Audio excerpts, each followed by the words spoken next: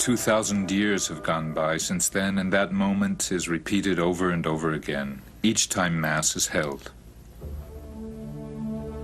That's why, when I go to Mass, I'm really at the foot of the cross, accompanying Jesus who dies for me.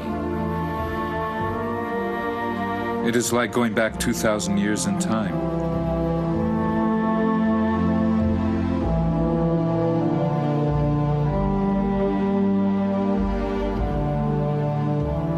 The only difference is, there is no spilling of blood in the Mass. But Jesus is really present. Ever since that day, I go to Mass every Sunday.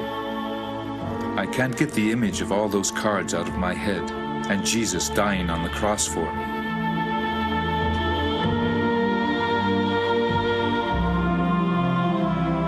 I always start the Mass asking for forgiveness and end it giving thanks.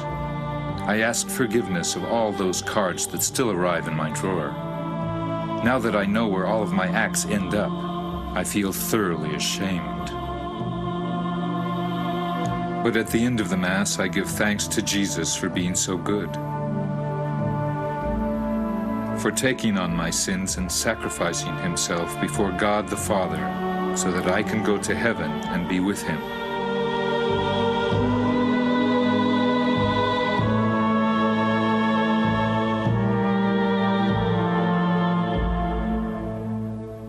That is what happens in the Mass, and that is why I'm so happy. What's more, Jesus comes down from heaven and is present on the altar. Since I was a child, I had been told how, in Mass, the bread and wine were transformed into the body and blood of Jesus. I knew this, but only now do I see that Jesus is really there, just a few meters from me.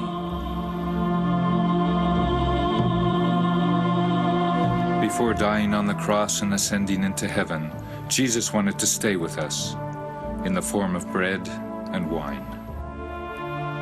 This is what he did in the Last Supper.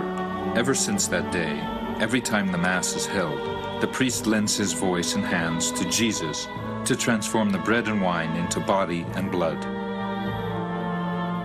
In this moment, the priest becomes Jesus. Drink and eat, all of you, for this is my body, which will be given up for you. In this moment, the altar is the center of the world, because God, the creator of the universe, is right in front of me. The Virgin, the angels, and the saints are all about. The whole of creation keeps silent in this instant.